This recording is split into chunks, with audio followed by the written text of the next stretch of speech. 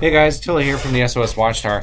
Just wanted to talk briefly about static versus dynamic IP addresses. We get this question quite a bit.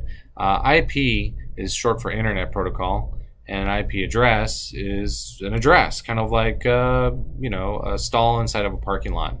So think of it this way: when you get online, it's like you're driving your car into a parking lot and you're pulling into a parking stall. And once you're in that parking stall, you can go out and check your email and process credit card transactions, that kind of thing.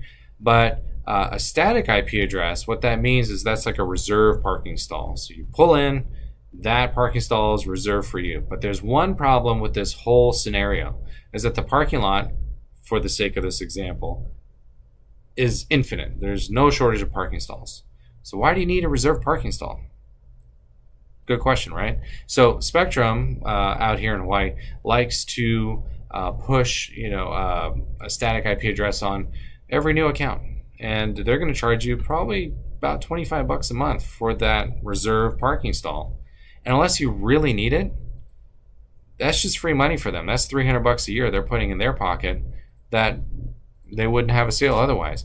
And unless one of your vendors is really pushing for this, really requiring you to get a static IP address, so if that's like your point of sale system or your DVR camera system, you don't need it, and you're just overpaying for it. So I really recommend you not get into this.